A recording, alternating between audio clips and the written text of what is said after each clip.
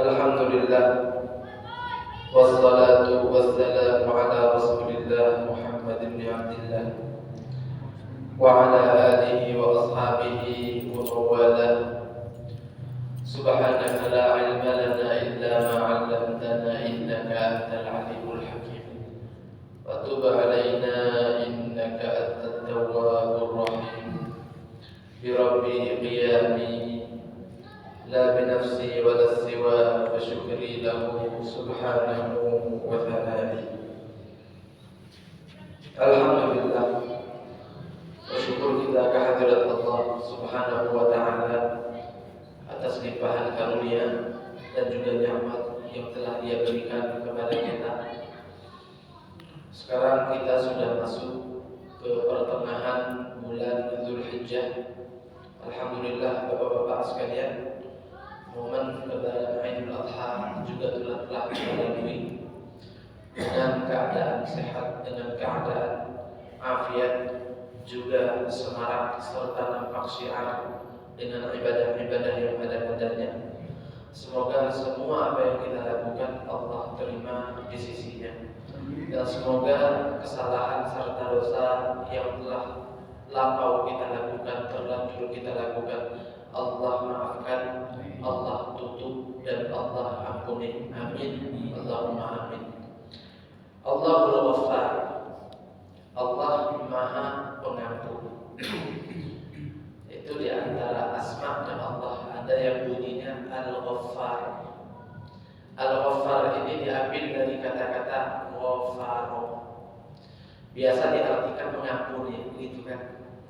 Tapi kalau kita lebih teliti lagi, lebih jeli lagi, maka arti ghafaro itu bukan sekedar mengampuni saja, tidak, tapi lebih tepatnya afa wa sataro. Dia memaafkan dan dia menutupi kesalahan kita sehingga orang lain pun tidak tahu. Allahul Ghaffar. Allah tahu semua kesalahan kita, tapi banyak sekali dari kesalahan tersebut Allah tutupi biar orang lain tidak tahu. Kalau sudah begitu, itu tanda Allah juga sudi untuk memaafkan. Makanya bodoh sekali kalau ada orang lakukan dosa terus pamer, Pak. Padahal tidak ada yang tahu. Aku semalam ini. Aku pernah ini, kamu tidak pernah. Sudah galau aku itu. Ke tempat itu sudah malam masuk itu. Yang udah habis itu bosan juga. Apa dunia malam? Orang tidak tahu dikasih tahu. Allah murka sekali dengan orang yang sudah bermaksiat, itu pun mendatangkan murka Allah. Terus Allah tutupi masih, terus dia sendiri yang bongkar. Jadi di antara keagungan dan kedermawanan Allah kepada kita, Allah menutupi kesalahan kita dan Dia pun sudi untuk memaafkannya di akhirat. Ada sebagian hamba ketika jumpa dengan Allah, Allah buat ada hijab. Ini hamba banyak dosa. Ketika jumpa dengan Allah, Allah buat hijab. Artinya seakan-akan di tempat tersebut tidak ada siapapun kecuali Dia dan Allah. Kalau kita sawong Pak bahasanya 4 mata. Di saat itulah Allah Ta'ala mengungkit semua kesalahan dia. Kau ingat tanggal sekian, jam sekian di tempat ini kau lakukan ini. Belum lagi di tanggal lain, tanggal sekian, bulan sekian, jam sekian di tempat ini kau lakukan dosa ini. Terus ini juga pernah kau lakukan, kau pernah dosa ini, dosa itu disebut semua oleh Allah. Akhirnya Pak, saking malunya orang tersebut, tubuhnya mencair Pak. Saking malunya, itu dari ulu sampai ke telapak kaki mencair. Karena saking malunya di hadapan Allah, tapi interogasinya tidak di depan orang lain. Setelah itu semua berlalu, terus Allah katakan kepadanya, aku sudah tutupi segala dosamu ketika di dunia, dan aku maafkan pula semuanya di saat ini. Subhanallah. 4 mata kayak kita Pak sayang sama uang kita ada salah, ada kita marahin Pak uang. Tidak, sini dulu. 4 mata kamu jangan di sini. Dia ada rumah di Allah, ngomongnya sopan. Terus intinya tidak marahin di depan orang itu biasa kalau kita masih sayang kepada orang itu. Kalau udah kesal depan kita marahin dan apa. Biasa kan gitu. Nah begitulah sebagian hamba yang memang banyak dosanya ketika di dunia. Tapi kalau orang tersebut masih ada kebaikannya sehingga Allah tetap sayang kepadanya, Allah akan melakukan hal tersebut kepadanya di akhirat. Mudah-mudahan Pak kalau kita merasa banyak dosa, insya Allah sebagaimana Allah tutupi dosa-dosa tersebut, Allah juga sudi untuk memaafkannya. Amin. Allahumma amin. Itulah implementasi dari asma Allah yang bunyinya Al-Ghaffar, yang memaafkan dan menutupi dosa tersebut dari orang lain. Masyaallah hadirin rahimakumullah. Mari kita lanjutkan kajian fikih kita. 2 minggu lalu itu adalah perjumpaan kita terakhir sebelum hari ini, karena minggu tadi kita lebaran ramai insyaallah Pak ya. Walaupun tidak seramai Idul Fitri. Kalau Idul Fitri lebih semarak terasa. Kenapa? Buko setelah 30 hari kita puasa, mungkin gairahnya lebih, jadi udah bisa makan siang lagi, bisa makan pagi lagi, masak macam-macam kita punya istri.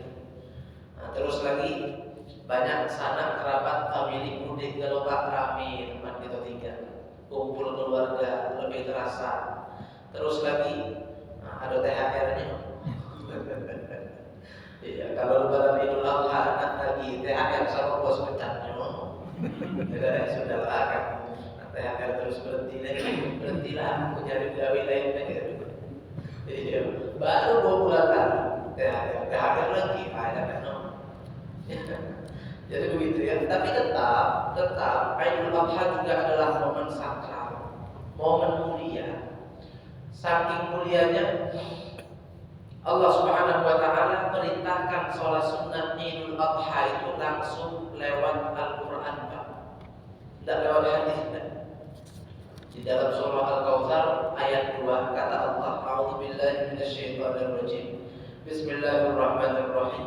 Fashalli li rabbika wanhar.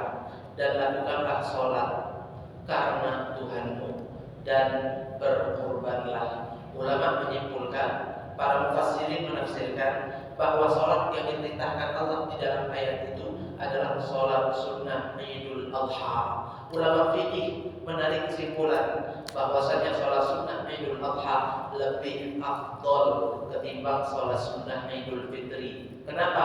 Karena perintahnya langsung termaktub di dalam Al-Quran. Kalau sholat sunnah Idul Fitri itu tidak ada dalam Quran. Carilah ayat manfaatnya. Adanya di dalam sabda Rasulullah Sallallahu Alaihi Wasallam. Keduanya mulia, keduanya sakral, keduanya syiarnya Allah. Wa may yu'azzim sya'airallahi fa innaha min taqwal qulub. Siapa yang sudi untuk mengagungkan syiarnya Allah, maka itu adalah tanda ketakwaan yang terdapat di dalam hati. Masyaallah hadirin yang dimuliakan oleh Allah Subhanahu wa taala. Mari kita lanjut kajian fikih kita. Kemarin kita bahas permulaan seputar adzan. Kan kita mau bahas sunnah-sunnah sholat. Bukan sholat sunnah, bukan, tapi kesunnahan-kesunnahan yang ada di dalam sholat. Karena rukun sholat udah beres kita bahas.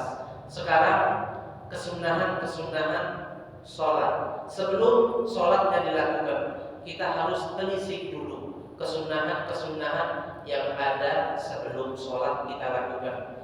Jadi sunnah sholat ada 3. 1, kesunnahan-kesunnahan yang perlu dilakukan sebelum kita mengerjakan sholat. Kedua, barulah kesunnahan-kesunnahan yang kita lakukan di pertengahan sholat. Yang ketiga adalah kesunnahan-kesunnahan setelah selesai sholat. Itulah doa, zikir, tidak beranjak dari tempat duduk sampai subuh, sampai isyraq kalau subuh gitu ya. Itu pokoknya nanti. Jadi pertama kita bahas kesunnahan sebelum sholat dulu. Di antaranya adalah al-adzan. Ada sejarah persyariatannya itu sudah kita ungkap 2 minggu lalu ya. Kumpul para sahabat dengan Nabi. Ada trompet, ada yang pakai api, tapi semuanya itu adalah tradisi umat-umat agama lain kata Nabi jangan. Sampai akhirnya mereka bubar tanpa ada kesimpulan. Malamnya sahabat mulia yang bernama Abdullah bin Zaid mimpi lagi tawaf jumpa satu orang. Orang inilah yang mengajarkan kepada beliau kalimat-kalimat adzan untuk dikumandangkan sebagai tanda waktu sholat telah tiba. Dikumandangkanlah adzan tersebut yang pertama kali oleh Sayyidina Bilal bin Rabah atas perintah Rasul karena memang suara beliau bagus dan lantang. Dengar ini adzan, Sayyidina Umar bin Khattab keluar dari rumah dan dekati Nabi dan menyampaikan, "Ya Rasulullah, demi Allah, semalam pun saya mimpi mendengar kalimat-kalimat ini diajarkan kepadaku." Kata Rasulullah, "Alhamdulillah, puji syukur bagi Allah. Memang benar ini adalah mimpi yang hak, bukan bunga tidur, bukan was-was atau bisikan dari syaitan." Jadi Masya Allah ya, dari sini kita tarik kesimpulan juga kalau mimpi itu sakral juga. Tapi mimpi-mimpinya terus juga tergantung yang mimpinya. Nah, kalau orang yang mimpinya bersih, mimpinya mimpi suci insya Allah. Mimpi yang hak, yang benar. Seperti apa yang dilihat oleh Nabi Allah Yusuf di dalam mimpi. Seperti apa juga yang dilihat oleh Nabi Allah Ibrahim di dalam mimpi. Seperti apa yang dilihat oleh sebagian orang soleh di dalam mimpi. Tapi kalau orang yang kosong, itu mimpinya bukan tidur, biasa mimpi di jantung. Tidak artinya itu ya, tidak ada artinya. Jadi subhanallah. Pertama kata, itulah adalah syariat atau permulaan pensyariatannya. Permulaan pensyariatannya. Kemarin sudah kita bahas, kita sampaikan bahwasanya tipe adzan ada 3. Sudah disampaikan, sudah dipaparkan, tapi kita ulangi lagi supaya tambah nyantol, tambah nempel di kepala kita, biar tidak lupa. Singkat saja, sebagai pengulangan, adzan ada 3 macam. 1, adzanul i'lam, adzan untuk memberitahu kepada masyarakat setempat bahwasannya waktu sholat sudah tiba. Nah ini yang hukumnya fardu kifayah. Fardu kifayah kalau ada satu lokasi yang di sana tidak ada adzannya, sehingga masyarakat yang tinggal di tempat tersebut tidak tahu waktu adzan sudah tiba atau belum. Itu orang semua yang tinggal di sana berdosa. Ya, jadi kalau ada satu lokasi di Indonesia misal, yang mana di situ para penduduknya tidak bisa tahu waktu adzan. Jadi kalau nak nyari tahu lihat jam, lihat tanggalannya itu. Tidak ada adzan yang kasih tahu, berarti oh itu orang di sana itu telah teledor untuk mengerjakan fardu kifayah, berdosa semua dan boleh. Alhamdulillah di Indonesia, di Palembang ini apa lagi? Ya dah. Kadang-kadang jawab adzan bingung gitu. Jawab adzan mana? Ini satu adzan. Ya dah sini belakang ini langsung sholat. Lo bisa adzan juga. Iya. Nah itu alhamdulillah nikmat syiar Islam di tempat kita ini kuat. Tinggal dijaga. Amin ya rabbal alamin. Jadi yang pertama adzanul i'lam, adzan yang fungsinya untuk memberitahu bahwasannya waktu azan, waktu sholat sudah tiba. Nah yang model ini harus hati-hati, jangan ngasal, cepat dikit deh, kacau apalagi maghrib, puasa Senin Kamis, asal laju. Akhirnya buka stand TVRI, masih ngaji, masih ngojam, gak bener, cepetan kawan kita nih, batal puasa di ujung padahal sudah. Begitu pula waktu subuh sama terkait masalah puasa, orang kira belum ada, ternyata ada yang telat ada. Tapi insya Allah kalau tempat kita ini setelah telat orang tetap ada yang dului tepat waktu begitu. Itu ada yang pertama, ada budaya untuk memberitahu. Itulah yang dikumandangkan di masjid-masjid dan di musola. Dan di musola juga tidak apa-apa, dan di masjid juga tidak apa-apa. Cuman biasanya di masjid, biasanya juga di musola. Yang kedua, adzan al-jamaah, adzan untuk pelaksanaan sholat berjamaah.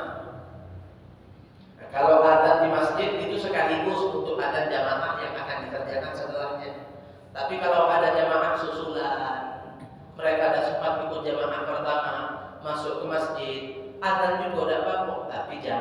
pakai mikrofon. Ngapo yang adzan pertama tadi tersinggung bisa. Ngapo azan udah sah diulangi lagi. Terus orang pun merasa bingung, ngapo azannya 2 kali masjid kita. Dicaknya ada aliran sesat ini segini ngajar fikih kacau semua. Ngapo? Dan jamaah lagi boleh azan lagi memang. Tapi kita tidak perlu pakai mikrofon masjid.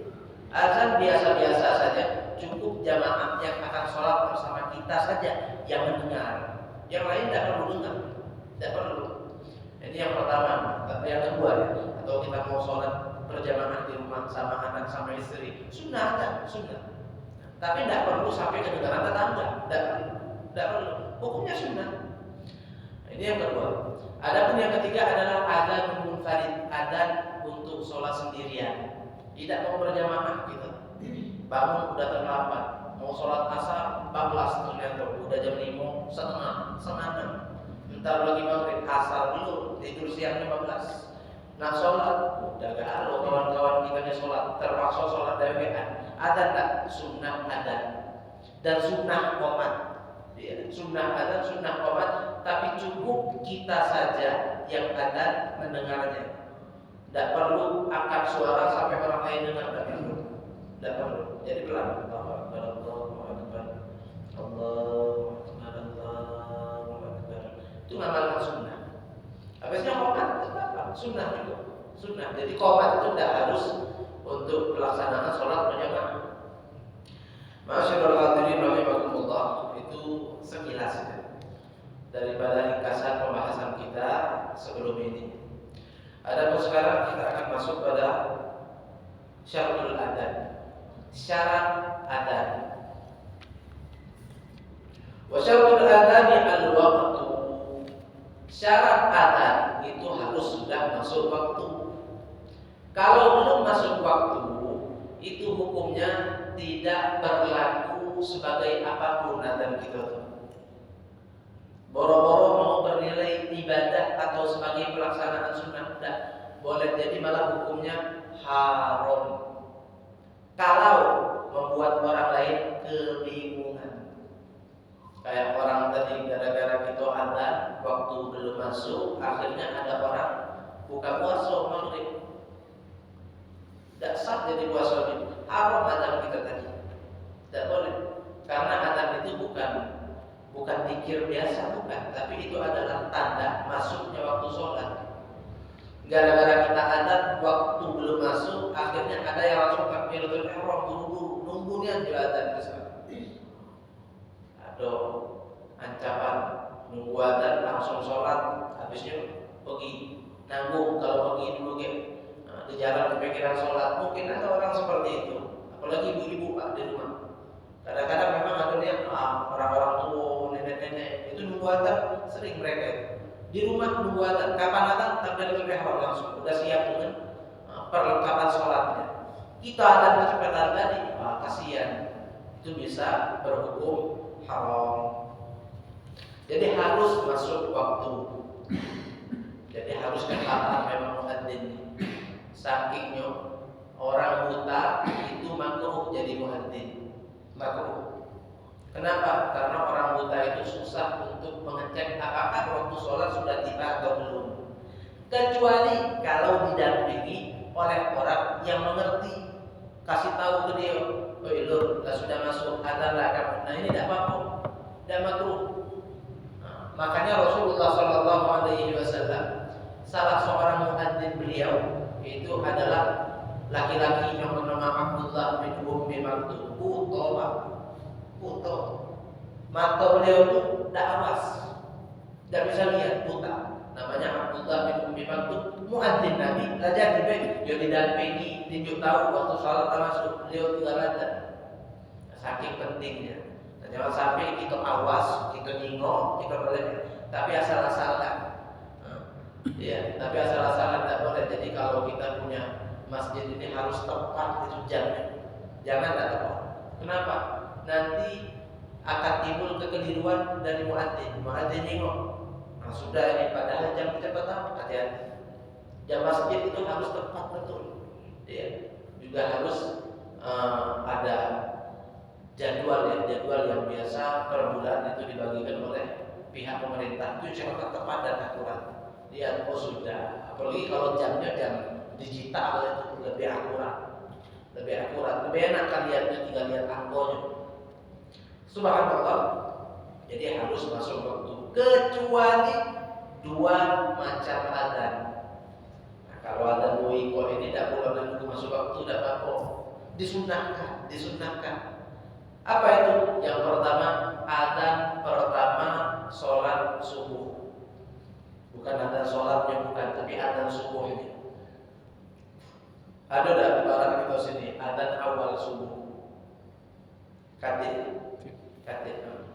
Kalau kita di Sangkong ada sebagian masjid, tapi jarang. Termasuk kontes kita itu adzan awal, ada kumandang adzan. Biasanya setengah jam setelah masuk waktu subuh. Adzan dulu buat apa? Untuk membangunkan warga sekitar untuk siap-siap. Entar lagi adzan. Siapa yang ngajar itu? Inisiatifnya itu dari zamannya Nabi Sallallahu Alaihi Wasallam. Nabi ada dua muadzin, Sayyidina Bilal bin Rabah dan Sayyidina Abdullah bin Ummi Maktum. Bilal bin Rabah itu adzan pertama kalau subuh. Adzan kedua itu tepatnya saat masuk waktu subuh, memang Abdullah bin Ummi Maktum yang adzan. Jadi ada memang adzan sebelum subuh itu disyariatkan, belum masuk waktu. Apa fungsinya? Untuk terlebih dahulu mengingatkan masyarakat sekitar bentar lagi subuh, karena subuh di wong tidur. Takutnya kalau adzan sekali ada yang bangun di dua kali itu jadi. Iya, jadi sebelum itu ada anjuran untuk pelaksanaan atau adzan nantinya ya. Dan disyariatkan, dianjurkan untuk adzan. Tidak amalkan tidak apa-apa. Diamalkan bagus, hukumnya sunnah. Mulai kapan boleh itu adzan awal subuh itu? Mulai lewat tengah malam. Berarti jam 1 lah boleh, tapi jangan tapi jangan. Udah boleh. Itu sekaligus untuk membangunkan masyarakat untuk tahajud, Pak. Iya. Untuk tahajud. Nah, kalau udah biasa apalagi jam 2 langsung adzan, udah tahajud, terkejut dong. Terkejut lu siapa ada jam 2 malam ini. Siapa ini berbuat kita kacau. Tapi boleh sudah lewat tengah malam, udah boleh. Tapi itu akan membuat masyarakat sekitar di tempat kita ini menganggap itu adalah hal yang tidak biasa. Ya. Nah, kalau setengah jam sebelum atau 20 menit sebelum itu oke. Jangan parah dong waktunya. Gua bingung kan. Orang kira adzan beneran itu. Adzan tanda masuk waktu kayak 5 menit sebelum adzan. Nah, kita adzan tuh. Adzannya adzan pertama nih. Jangan. Itu akan mengecoh orang kira beneran masuk waktu subuh, jadi dijarati. Makanya kira-kira 15 atau setengah jam sebelum tiba waktu adzan itu adzan dulu, persiapan. Nah, jadi kalau subuh masjid kita tidak ramai, 4 kali kan adzannya. Sepi terus masjid kita jam 2 adzan, jam 3 adzan, jam 4 adzan lagi, setengah 5 adzan lagi. Tapi tidak disyariatkan. Yang boleh hanya 1 kali sebelum tiba waktu subuh, itu pun jangan terlalu dekat dan jangan terlalu cepat. Yang kedua adalah adzan wa illa al-awwal yaumul jumu'ah. Yang kedua adalah adzan pertama sholat Jumat. Cuman kalau kita adzan awal sholat Jumat itu udah masuk waktu ya. Sebenarnya itu kalau belum masuk waktu nak diadzankan pun tidak apa-apa. Tapi kalau lagi-lagi kalau kita tidak familiar dengan itu, warga sekitar ya jangan. Nanti ricuh masyarakat. Nah, ada pro kontra nanti jangan. Nah, kalau kita semuanya paham, kita semua ngerti, oke tidak apa-apa.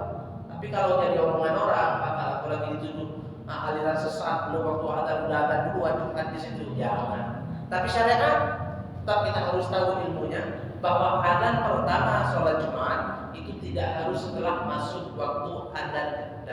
Sebelumnya pun boleh. Untuk apa? Untuk masih tahu, ayo siap-siaplah sudah. Nah, cuman kalau kita punya opsi Pak, apa opsinya? Ngaji. atau stand murotal, setengah 12 sudah bunyi murotalnya, itu tanda udah, tanda. Sehingga ya kita menganggap memang sama sekali tidak perlu untuk mengumandangkan adzan pertama Jumat di waktu sebelum waktu zuhur tiba. Makanya pas masuk adzan zuhur baru adzan pertama, habisnya sholat sunnah, habisnya adzan kedua, habisnya khutib naik mimbar, habisnya sholat balik, begitu ya. Ada sebagian masjid tidak mau adzan 2 kali Jumat. Masalah ada? Tidak masalah, tidak apa-apa. Hukumnya sunnah. Ada sebagian masjid di Palembang. Ya. Bukan aliran yang berbeda, tidak. Sama kayak kita ahli sunnah wal jamaah. Ada al-fakir kadang-kadang isi khutib di situ. Khutbahnya sekali, ada 2 masjid yang orang tahu. Ahli sunnah, adzan sekali cuma tidak 2 kali. Masalah tidak? Tidak masalah. Tidak masalah. Kenapa? Karena adzan itu di 2 kali kan hukumnya sunnah saja, bukan kewajiban. Nah, yang sekali oke, yang 2 kali pun oke. Yang tidak oke, yang mana? Yang nyalakan yang tak sama dia, itu yang tidak oke. Iya. Yang nyalakan yang lain yang tidak sama sepertinya, disalahkan yang itu sudah oke. Dia adzan sekali, nyalakan yang adzannya 2 kali, nah dia udah oke. Tidak beres itu. Kenapa orang benar kok disalahkan? Ya. Kalau mereka adzan sekali, silahkan. Kita adzan 2 kali, mereka pun bilang silahkan. Itu aktor. Tapi kalau sudah kita 2 kali, mereka salahkan kita, atau mereka 1 kali, kita salahkan mereka karena tidak sama seperti kita, itu baru udah benar. Kenapa? Karena ini adalah masalah yang hukumnya sunnah saja. Yang nanti ribut itu, kalau perlu yang nggak sholat, ributilah. Itu baru, ya. Akan, apalagi kalau masalah kunut dan kunut, itu lagu lama itu. Lagu lama, tidak kunut, tidak apa-apa sunnah. Tapi kita baca kunut, jangan mereka ribut. Ya, kalau kita ikut satu masjid, tidak kunut, ikut tidak subuh di situ, tidak apa-apa. Sunnah hukumnya kunut. Nah, tapi kalau kita berjamaah ada kunut, jangan sampai mereka menghindari jamaah kita. Karena menganggap tidak benar ini ada kunutnya, itu salah itu. Inilah yang akan menimbulkan perpecahan antara umat. Padahal masalah sepele. Itulah ya kayak anak kecil jadi. Masalah sepele, masalah tidak penting diributkan. Panjang pula ekor masalah tidak kelar sampai dan seteguran. Tidak saling tunjuk, itu masjid dia, udah kita bersini sini, mulai, udah sekat-sekat gap masing-masing, tidak belajar berarti. Akan. Masyaallah hadirin rahimakumullah. Wa tartib, syarat adzan di antaranya adalah berurutan, lafaznya jangan dibolak-balik. Allahu akbar, Allahu akbar, Allahu akbar, Allahu akbar. Asyhadu anna Muhammadar Rasulullah. Mati kabri. Mati kabri langsung. Woi, ngapu ni? Balik kamu tu. Asyhadu an la ilaha illallah dulu. Ayo, ngapu tidak? Tidak boleh, harus ni syarat tartib. Iya. Bukan karena tidak familiar saja di kuping kita, bukan. Kalau orang salah model itu kita bakal negor. Tapi syariat pun memang punya aturan seperti itu. Berurutan harus. Kalau tidak, maka tidak dianggap sebagai adzan yang disunnahkan dalam apapun. Percuma jadi. Ngabis buat listrik jadi gendong lampu tadi buang tadi adzan model itu. Wal mualah. Mualah ini adalah berkesinambungan. Asyhadu anna Muhammadar Rasulullah.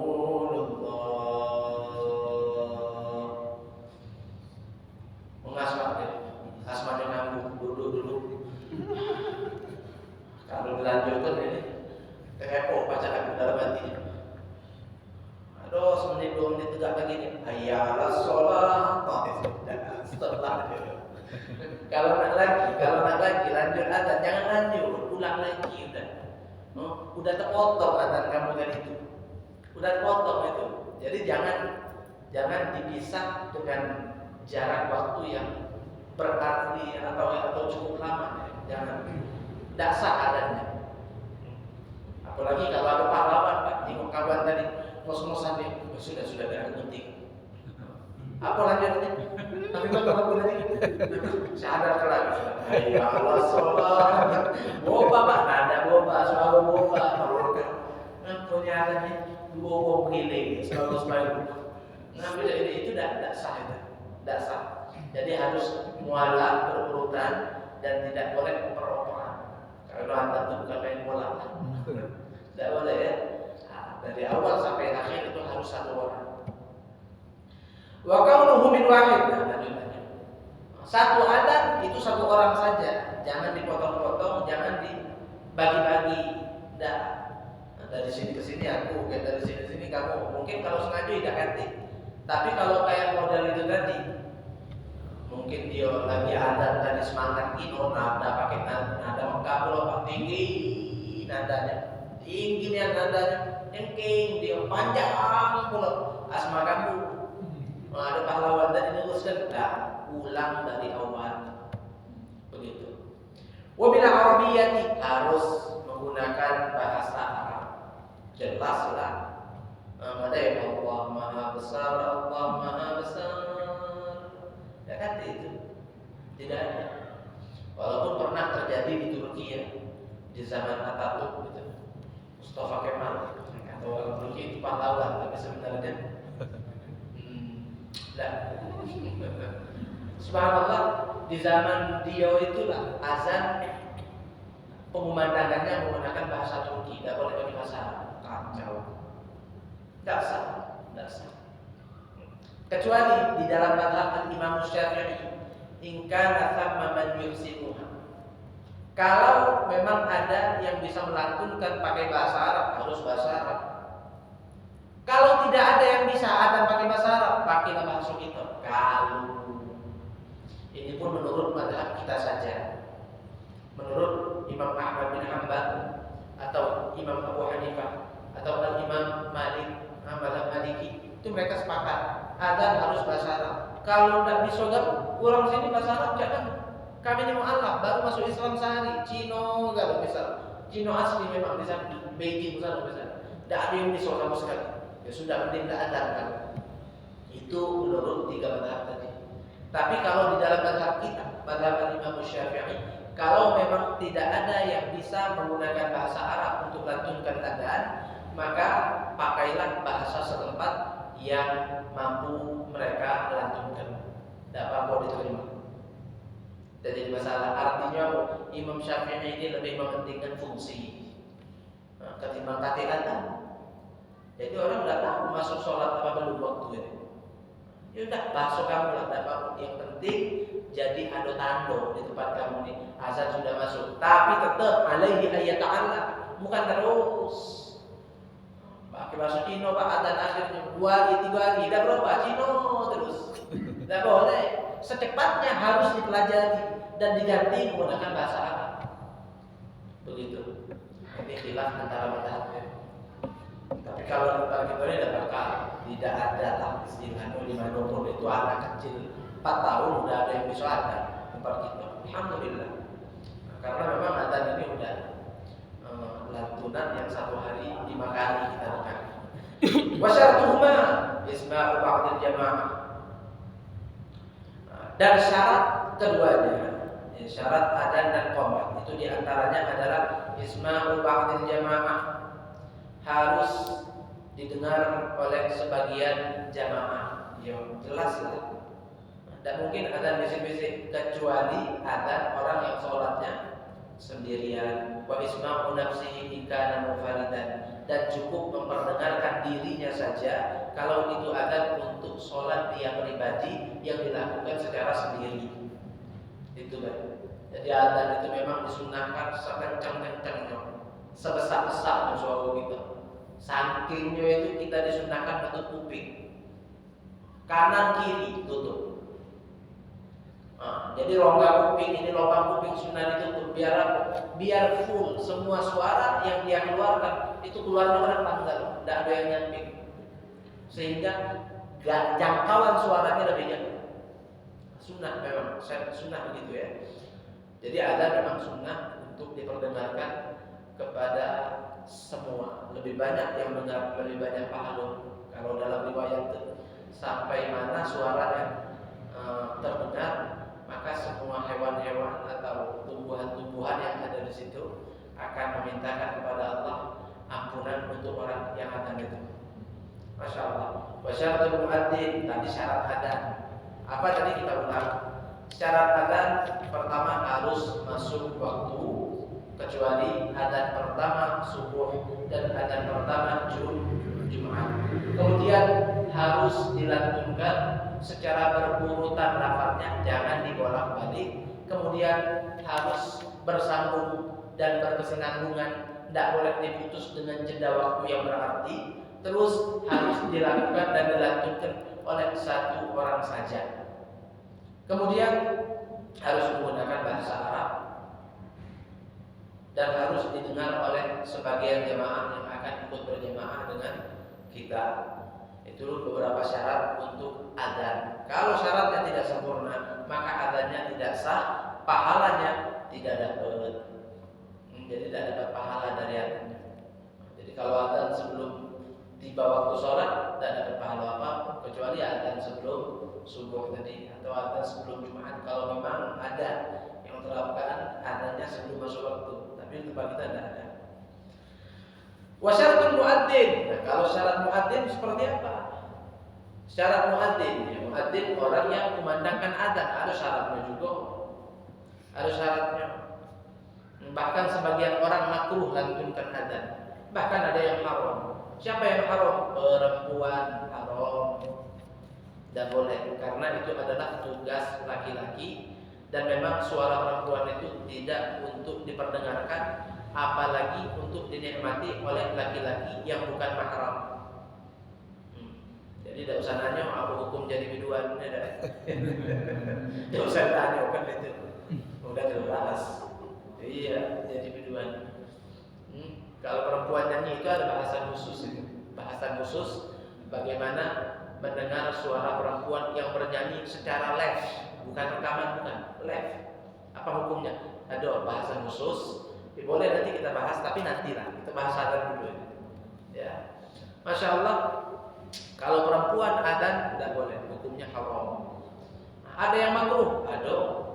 Nanti insya Allah ada sebentar lagi. Syarat seorang muadzin itu adalah al-Islam, sehendaknya dia orang Muslim. Muslim. Kalau ada Pak non Muslim, Pak belajar agama Islam, Pak dia jangan bakal masuk Islam kawan nih. Nah ini kita ajak ke masjid. Saking senang kita dia galak ke masjid. Kamu baca azan dulu kita baca kata dia azan lah kamu. Baca pula pasai pula. Nah, dalam saya belajar Islam ya kawan nih kan. Itu tidak sah azannya. Azannya tidak sah. Bukan artinya kita yang nyuruh juga berdosa, jadi tidak. Tapi azannya tidak dianggap sebagai ibadah.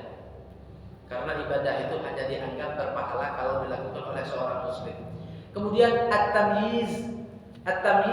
Tamyiz ini sehendaknya orang yang azan tersebut sudah menggapai fase daripada umur yang di situ dia sudah bisa diajak ngobrol nyambung. Udah tahu yang mana tangan kanan, mana tangan kiri. Bisa mandi sendiri, makan sendiri, minum sendiri, cebok sendiri. Dan bisa membedakan mana kurma dan mana bara api. Itu adalah definisi bagi anak yang tamyiz. Jadi kalau kita punya anak di rumah Pak, diajak ngobrol udah nyambung, disuruh apa lah ngerti, terus cebok dewek bisa, mana tangan kiri, tangan kanan dia tahu. Nah ini udah tamyiz ini. Biasanya usianya 7 tahun. Kalau kita nak ajak ke masjid, azan pun sudah kita ajarkan, kita suruh dia azan, tidak apa-apa, silahkan, sah hukumnya. Kalau di bawah itu, walaupun pinter, azannya bagus, tidak dianggap ibadah azannya, tidak dianggap apa-apa. Jadi at-tamyiz bagus. Jadi kalau ada anak-anak suruh azan itu bagus, sah. Wa dzukura laki-laki, karena perempuan hukumnya haram. Sebagian berpendapat makruh saja. Wa yukrahu at-tamtitu. Masya Allah. Tamtit, ini masalah tamtit. Ini tempat kita nih banyak yang dengan cara ini ya. Tamtit ini kalau bahasa kita ngaret Pak. Bukan jamatannya yang ngaret terlambat, bukan. Tapi adzannya itu molor panjangnya. Hayya 'alas shalah.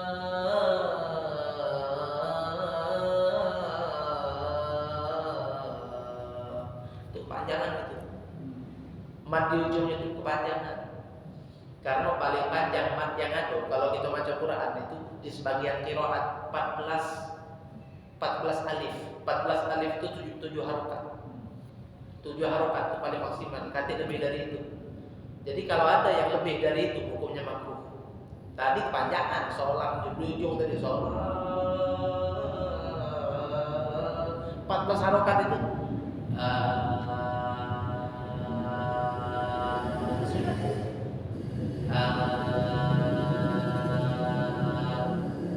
Tujuh harokat lihat ya kata ulama tajwid dengan gerakan jari tak terlalu cepat juga tak terlalu lambat. 7 kita gerakan 7 maksimal situ. Banyak tempat kita di Indonesia ini adanya luar biasa. Kalau di Arab sana ada kita kira komat 4 tahun kita di sana ya. 4 tahun kita di sana. Di Yaman ini, kalau di Makkah beda lagi juga. Kalau di Yaman adanya lurus, cepet kayak komat. Kita baru nyampe bingung. Noh, ini baru masuk waktu adzan tapi lah komat gua ini gitu. Dah bukan komat itu adzan. Dengar 2 kali kalau berlantun. Allahu akbar, Allahu akbar. Allahu akbar, Allahu akbar. Asyhadu an la ilaha illallah. Asyhadu an la ilaha illallah. Banyak adzan coro itu, Pak. Kurang lebih aja itu 11-12 di sana itu. Ternyata dibalik apa kecepatan itu yang kita anggap tidak asik adatnya, tapi dia lebih selamat dari kemakruhan. Iya, memang tidak asik kita dengar tidak bikin kita tuh. Intinya kita kehilangan nuansa yang biasa kita dapati di tempat tinggal kita. Apalagi kalau takbir lebaran, kita kan Allahu akbar, Allahu akbar, Allahu akbar. Ini masih belum maksimal ini, bisa dimainkan lagi cangkok. Banyak yang pakai itu kan, model itu pakai beduk. Kalau di sana lurus. Takbirannya udah kati kupat, kati ibu kita. Takbirannya lurus pula. Oh iya gitu. Allahu akbar, Allahu akbar, Allahu akbar, walillahil hamd. Allahu akbar kabira, walhamdulillahi katsir. Itu takbir lebaran di sana. Jadi subhanallah begitu lainnya di sini. Tapi adzannya pun begitu tadi, memang mungkin tidak seindah lantunan adzan yang ada di tempat kita. Namun tetap saja adzan di sana itu lebih berpotensi untuk selamat dari kemakruhan. Kalau kita orang Indonesia ini kadang-kadang memang nada itu adalah hal inti ya. Bukan tidak bagus. Tapi kalau sudah sampai ngaret, tajwidnya jadi berlebih, kepanjangan. Dan apalagi sampai merubah makna. Allahu akbar, Allahu akbar. Pernah dengar adzan itu ujungnya? Itu panjang 2 harokat itu. Itu merubah makna. Bukan Allah Maha Besar lagi artinya, Allah gendang. Iya, Allah gendang. Artinya itu akbar panjang, itu gendang. Kalau akbar Maha Besar baru benar. Kalau akbar Allah gendang. Kurang ajar mama ini juga. Kenapa? Allah katanya gendang. Sehingga ulama menyimpulkan kalau adzan yang model itu bukan sekedar tak sah saja adzan, haram, dan kalau dia tahu dan disengaja dia murtad. Kalau tahu dan disengaja pula, udah tahu disengaja lagi murtad. Kenapa? Melecehkan Allah. Tapi kalau tidak tahu, hukumnya haram saja. Boro-boro boleh pahala, adzannya dapat dosa. Nah, ada yang perubahan makna atau ada tamtid adzan ngaret tapi tidak sampai merubah makna, itu hukumnya makruh saja. Allahu akbar, Allah. Habis kita bukan muadzin ada. Habis. Ada yang satu aja, nah itu makruh itu terlalu panjang. Lafaz jalalannya itu kan 2 harokat, Itu tidak boleh terlalu panjang dengan kadar yang tidak pernah ada di dalam tajwid itu panjang. Mentok 14 harokat. 14 harokat itu 7 alif. Iya. 7 alif 14 harokat. Allah a'lam waktu ya. Sudah selesai waktunya. Yang live juga udah ngantuk ya. Allah a'lam bishawab. Insyaallah akan kita ulangi lagi masalah tamtid seperti apa pembahasan mengenai adat orang yang cara pembawaannya karet terlalu panjang, mat-mat yang ada di dalamnya ada boleh jadi makruh, boleh jadi haram, atau boleh jadi dia murtad ya kalau dia tahu dan disengaja olehnya. Wallahu a'lam bishawab. Insyaallah akan kita lanjutkan pada perjumpaan yang akan datang billahi ta'ala. A'udzu billahi minasyaitonir rajim. Bismillahirrahmanirrahim. Alhamdulillahi rabbil alamin. Allahumma shalli wa sallim ala sayyidina Muhammad wa ala ali sayyidina Muhammad. Allahumma ij'al jam'ana hadha jam'an marhuma wa tafarruqana min ba'dihi tafarruqan ma'suma wa la taj'al fina wa la ma'ana wa la hawalaina shaqiyyan wa la maqbudan wa la mahruma. Rabbana hab lana min azwajina wa dhurriyyatina qurrata a'yunin waj'alna lil muttaqina imama. Allahumma barik lana fi dhurriyyatina wa la tadurrahum ووفقنا ووفقهم لطاعتك وارزقنا برهم. ربنا اغفر لنا ولوالدينا ولمشايخنا ولأساتذتنا وارحمهم كما ربونا صغارا. ربنا آتنا في الدنيا حسنة وفي الآخرة حسنة وقنا عذاب النار. وصلى الله على سيدنا محمد وعلى آله وصحبه وسلم. والحمد لله رب العالمين.